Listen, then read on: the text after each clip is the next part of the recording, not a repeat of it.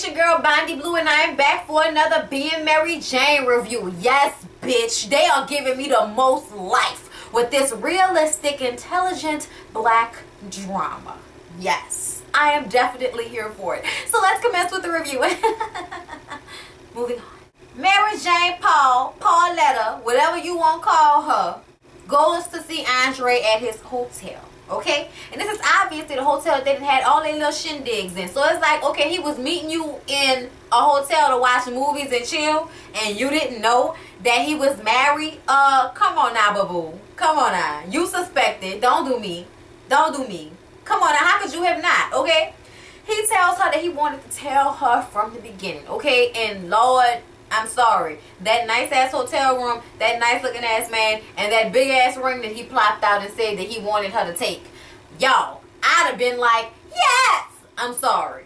I'm sorry. I'm sorry. I'm sorry. I'm sorry. Yes, he's married. But if he's giving you a ring and he's a young black man in America nowadays, he probably don't believe in polygamy unless he's a Muslim, okay? And this one don't look like a Muslim, okay? I don't smell no bean pies. I don't see nobody praying every time the sun sets a certain way, so I'm assuming that that's not what we at with this storyline, okay? He's like crying and shit, and she looks at the ring, and she's like, you know, I don't know, and she just walks out the door, okay? She goes home and does her booty exercises, does some squats, does some leg lifts, and I'm like, yes, that's what I be doing. Get it in, okay? Buffy the Body, Bodynomics. Get your DVD.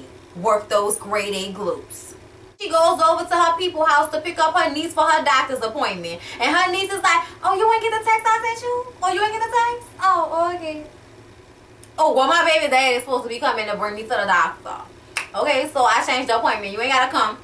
Well, thanks, bitch. You could have told me. And she's like, deuces, okay? I could have worked out. I could have went to the gym. I could have slept longer, okay? Boom, boom, boom, boom. I'm out, okay? And her daddy was looking at the girl like, now, you know damn well you could have just said something. You know, you could have said, I'm sorry, right? You know, you could have apologized for not letting her know, right? Oh, all right, that was you could have also have done that. And she like, what? And I'm like, how you live in the same house with your grandparents and they don't help like raise you? I don't understand this process. I really don't. Andre goes home to Avery, y'all. He tries to tell her that they need to talk, but she interrupts him to talk to him about a friend of hers that used to flirt with him. And she's like, do you remember my friend Jill? Do you remember her? Okay. Well, she found out that her husband was cheating on her, right? Oh my God, right? The most horrible, right? Oh my God, right? The worst shit, right? The worst.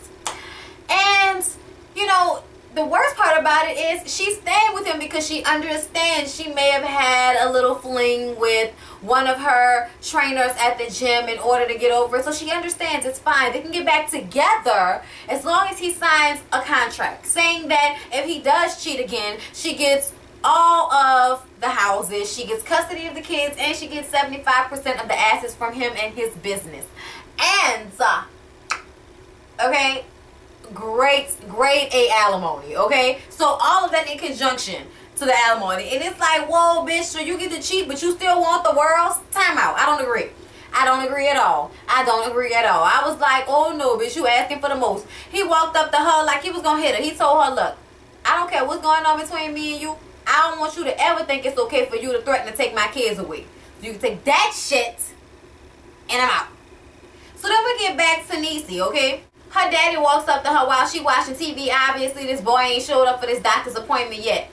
And he tells her, you know he not coming, right, baby? You know he not coming. And she like, stop saying that. He's coming. He wants to be a part of this baby's life. He wants to hear the heartbeat.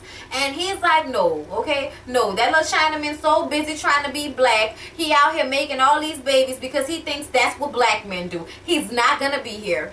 And she's like, whatever, Dad. And it's like, you ain't no different from a dumb rich white bitch. Like, I'ma just say it right now. You ain't no like better than a privilege, like just the stupidity. That's why I want y'all to know that race does not matter in some situations. Race does not matter. There is stupidity and stereotypes in every different race, and you could be a rich person and still be as ignorant as this girl is right here. Like, you know, I mean, or more privileged, whatever. All I'm saying is, look, some things cross racial lines, like being bum-ass teen single moms. Getting back to Avery and Andre, I forgot to mention how when he passed the paper back and walked off, she was like, oh my God, you love her. Like, you really love her. Oh like, duh, bitch, and walks away. And I was like, oh my God, that is so sad. Oh my God. So, Mary is back at work, right?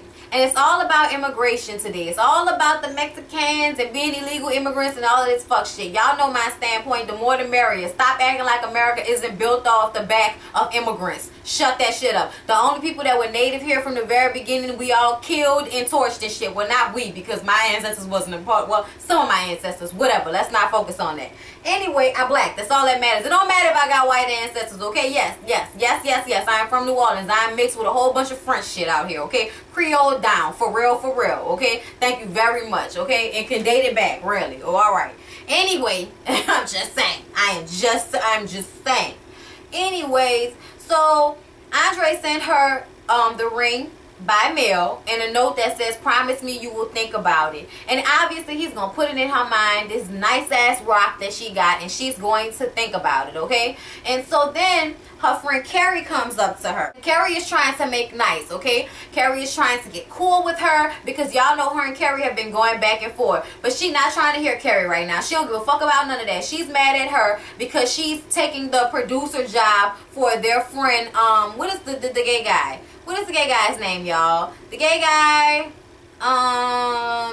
who she goes to dinner with all the time and all of that type of shit. I forgot his name. Y'all know who I'm talking about. He has a show as well, and his show isn't doing good. So the big wigs at her job decided to have Carrie take on as producer so his show will do better. Well, Mary Jane has a problem with this because she feels like this is going to mess up her bottom line. So she tells her, see, you always trying to make me look like the angry black woman, but you put me in positions to be mad, okay? You are fucking with my money, and when you fuck with my money, I get pissed. Please believe that, okay? You always want to set me up to be the angry black woman, and let me tell y'all something right now. This like strung so real to me. As a young black woman that works in a place with a lot of men and a lot of white men as well as black men, they always look at you like you're the angry black woman. Like at any moment you're gonna become combative or some shit. When in all honesty, you are probably not the craziest motherfucker in the building, okay? I promise you, there's always some old white man that's the craziest motherfucker in the building. I don't know why, it's the way it is, okay? Or some crazy Spanish chick, whichever you prefer. All I'm saying is, it's a stereotype that I have to deal with every day. It's a stereotype where you're an assertive woman and you command respect. You're always considered like a bitch, even if you know whatever race you are. When you're a woman who asserts yourself, you're considered a bitch. But then when you're a black woman, you're a black bitch, so that adds on to it. Like all of a sudden, because you get upset, shit's gonna get ignorant. And it's like, no, I can speak correct English and not curse and go completely off on you and say everything that I have to say, articulate myself perfectly to let you know how much of a jackass I think you are for the way you're talking to me, treating me, whatever the case may be. Okay, so let's not get it twisted at all. Sometimes curse words just express shit a little bit better. Thank you. Oh, all right. Her and Carrie ain't getting along right now, and it is what it is. So Mary and her dad meet for dinner, and this is like the first time I feel like she's having a positive interaction with her family. It's obviously something that her and her dad do often. Okay, so they meet for dinner, and then they talk about him trying to get his wife to go and take a car ride, but she never wants to take a car ride with him. And then this old lady named Catherine comes up flirting with her daddy, and Mary Jane is like, oh bitch, I'm catching your tease right now. Please back away from this table and get away from my daddy. And she's like, no, I'm a friend of your mom. She knows the lady, but she's like, I'm going to come over and check on your wife. I'm going to come over and check on Suge. And I'm like, yeah, well, all right, you want to come over and check on Suge, huh? Yeah, all right. So later on, the lady actually does go over to the house. Look at she actually shows up to the house and is sitting with the daddy, waiting for Sugar Avery to come downstairs after she done put her wig on. But when she comes downstairs and talks to the lady and everything, and Mary Jane is giving her daddy the stank eye for all the truth in this world. Like, nigga, you better not be playing with my mama like that. I don't give a fuck whether she's sick and stuck in this house or not. Don't you ever in your life, you better wait for her to get into the ground. You better wait for her to get into the ground. You better stop. Well, all right, that was the look she was giving him. That's all I'm saying. She goes upstairs to talk to her mom, and she was like, that lady was trying to mac on daddy. And she was like, girl, what else is new? Oh, all right. The women these days, they claw for your man when you're still alive. Back in the heyday, they used to wait for you to at least get cold in the ground before they start jumping for your man. Low down and no good. And they doing it wrong. Don't you know that you're supposed to wait until the man's wife is dead and gone so you can bring him some food and comfort him and do stuff for him like his wife used to do his laundry, cook for him every now and again. That's how you slip in. You don't slip in by being a homewrecker to a man that's dealing with his ailing wife. That's not how you supposed to do that. You don't get no blessings from fucking up people's shit like that. I'm not here for it, okay? Doom, doom. I don't like it. Oh, alright. So, you know, they have a little talk and she starts reminiscing about how she used to look and how beautiful she used to look and how she couldn't hold a candle to her in her heyday, baby. And I believe you, because Sugar Avery back in the day was the absolute shit. She is very, very, very pretty. Soft, dainty lady. I'm just saying. Like, and hips for days.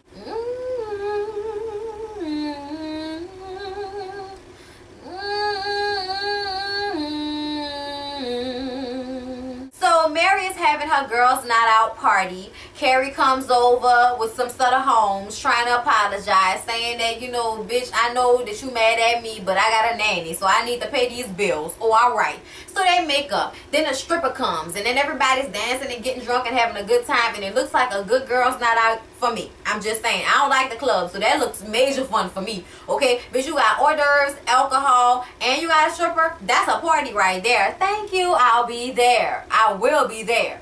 So they all start to dishing the dirt on one another. The first little chick that played on the movie, I didn't catch her name on the show, but she is the newest person, the darker short girl, because we see her and then we see the other girl, Tamiko. They're two new girls. The doctor is there and Carrie is there, and everybody's going around in circles dishing the dirt. Carrie slept with the little Spanish boy that works in the office with her and Mary, and the new little short chocolate chick, who I want to call Brie, because I think her name is actually Brittany or something like that. She is sleeping with a married man, and she sleeps with married men, and she feels like, baby, okay, I get to send them home to their wives and kids when I don't want them. They buy me gifts, I get trips, bitch, it's the good life. Oh, alright, okay? So that's what she's doing, and of course they're gonna try to judge her because Carrie's husband cheated on her, but it was like, bitch, you wasn't never home, okay? So go ahead somewhere with that. The doctor bought weed from Mary's brother and smoked it in her bathroom, and then on top of that, what else did she do? I forgot what else she did. She didn't vote for Obama, and it's like she was like, I'm that 1% that didn't want higher taxes, and it's like, bitch, that's not even funny. I can smack you in your face. I feel very strongly about people that are filthy rich and don't feel like they can help out the entire country, and the people that can't make that type of money and never will make that type of money no matter how hard they work. Okay, because it's really not about intelligence, it's about who you know and what situation you in. That's really what it's about. Okay, so it's really annoying for me for that to even be like funny to some people. Fuck out of here. I'm not here for that. Oh, you know, and then it's like you want to smoke weed and then you don't vote for Obama. What were you thinking about? You know, everybody looking at Mary like, well, bitch, what's your story? You're not gonna have us all in here spilling our tea, and you're not gonna tell us what's going on with you. So she brings out the sperm that she took from David, and her friend, the doctor friend, was mad because she was like, girl, I could have helped you. That's not gonna do nothing for you. It's called adoption, bitch, or get a man. And she was like, I ain't want to hear that. That's why I ain't tell you nothing. So, you know, they make up, and then the little stripper dude was way too involved in the conversation. I didn't know whether he was gay or straight, but he was cute and he was funny. And, you know, the whole conversation flowed. Everybody was cool, and then they left. When they left, Mary is texting Andre, who's at his house having the major blowout with the wife, who's trying to get him not to leave, really, because it's obvious that he packed his little bag to go over by Mary. But she's the wife is like, no, we about to argue, motherfucker. And she like, who you think gonna want me? You get to leave and you get hurt. You get your whore. But what am I going to do? Do you think somebody's going to want me with 2 kids and stretch marks? Look at this shit. Nobody's going to want this. You used to say it was sexy. Well, trust me, it's not sexy when you're trying to get another father for your kids, and he rolls up on like he was going to hit a bitch. Your kids got a father right here, okay?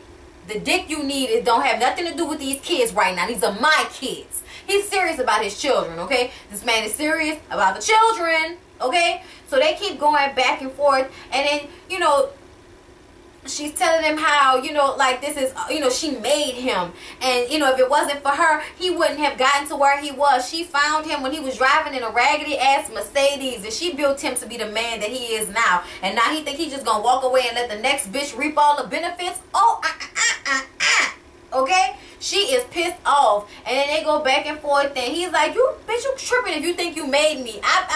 Girl, what? I did this. This is me. Okay, I did this. This is me. Okay?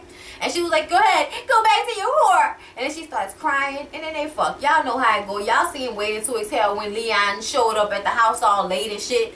Girl, yeah, we know the husbands dip back and forth. In my opinion, I feel like before you even start cheating on your wife, you need to assess whether you want to be with her or not. Y'all need to do whatever y'all got to do. Have the realest conversation y'all done ever had and tell each other all the problems that y'all have with one another. Go on a vacation and fuck and try to work on it, okay?